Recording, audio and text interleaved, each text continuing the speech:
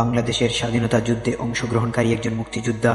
বাংলাদেশের মহান মুক্তিযুদ্ধে চরম সাহসিকতা আর অসামান্য বীরত্বের স্বীকৃতিস্বরূপ যে 7 জন বীরকে বাংলাদেশের সর্বোচ্চ সামরিক সম্মান বীর শ্রেষ্ঠ উপাধিতে ভূষিত করা হয়, তাদের মধ্যে মোহাম্মদ রুহুল আমিন অন্যতম।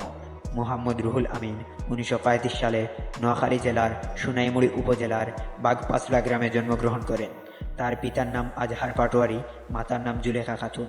তিনি ছিলেন বাবা মায়ের প্রথম সন্তান। তিনি ছোটবেলায় বাগপাছলা প্রাথমিক বিদ্যালয়ে পড়াশোনা করেন। প্রাথমিক শেষ করে তিনি আমিশাপাড়া উচ্চ বিদ্যালয়ে ভর্তি হন। এসএসসি পাশ করে 1953 সালে জুনিয়র মেকানিক্যাল ইঞ্জিনিয়ার হিসেবে পাকিস্তান নৌবাহিনীতে যোগ দেন। 1958 সালে পেশাগত প্রশিক্ষণ শেষ করেন। 1968 সালে চট্টগ্রাম পিএনএস বখতিয়ার নৌঘাঁটিতে বদলি হয়ে যান। 1971 সালে রুহুল আমিন চট্টগ্রামে কর্মরত ছিলেন। 1971 সালের এপ্রিলে একদিন সবার চোখকে ফাঁকি দিয়ে পালিয়ে যান নৌঘাঁটি থেকে। পালিয়ে সীমান্ত পার হয়ে তিনি চলে যান ত্রিপুরা। যোগ দেন 2 নং সেক্টরে। 2 নং সেক্টরে তিনি সেপ্টেম্বর মাস পর্যন্ত মুক্তিযুদ্ধে সক্রিয়ভাবে অংশগ্রহণ করেন এবং স্থলযুদ্ধের বিভিন্ন অভিযানে যোগ দেন। 1971 সালের সেপ্টেম্বর মাসে বাংলাদেশ নৌবাহিনী গঠনের উদ্যোগ গ্রহণ করা হয়। এই উদ্দেশ্যে নৌবাহিনীর সদস্যদের যারা বিভিন্ন সেক্টর ও সাব সেক্টর থেকে মুক্তিযুদ্ধ করেছিলেন তাদেরকে সেপ্টেম্বর মাসে একত্রিত করা হয় আগরতলায় এবং গঠন করা হয় 10 নং সেক্টর।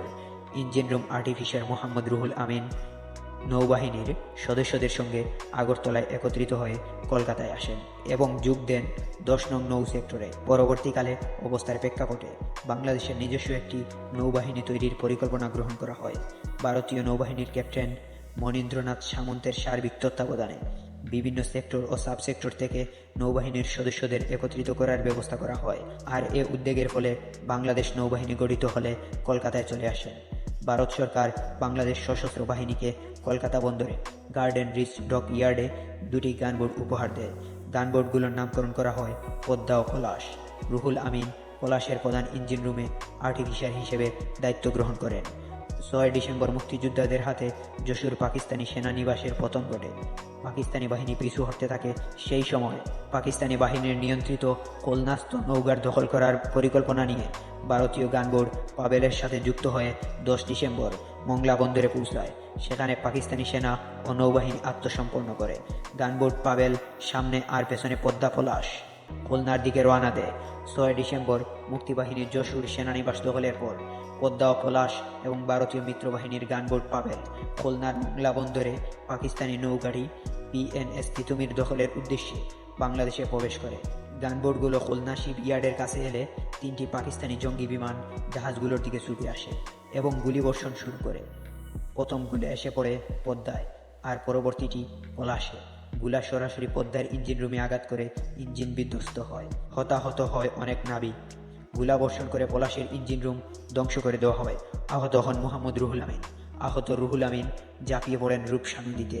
প্রাণ শক্তিতে ভরপুর এই যোদ্ধা একসময় পাড়েও এসে পৌঁছান, কিন্তু ততক্ষণে সেখানে রাজাকারের দল আর পাকিস্তানি বাহিনী অপেক্ষা করেছেন তার জন্য।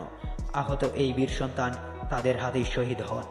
পরবর্তীতে স্থানীয় জনসাধারণ বাগমারা গ্রামের রূপসা নদীর পাড়ে তাকে দাফন করে। সেখানে একটি স্মৃতিস্তম্ভ নির্মাণ করা হয়।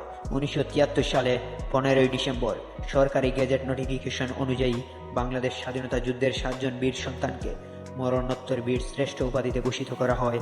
রুহুল আমিন সেই 7 জনের মধ্যে অন্যতম। রুহুল আমিনের নামে চট্টগ্রামে বীর শ্রেষ্ঠ রুহুল আমিন স্টেডিয়াম নির্মাণ করা হয়।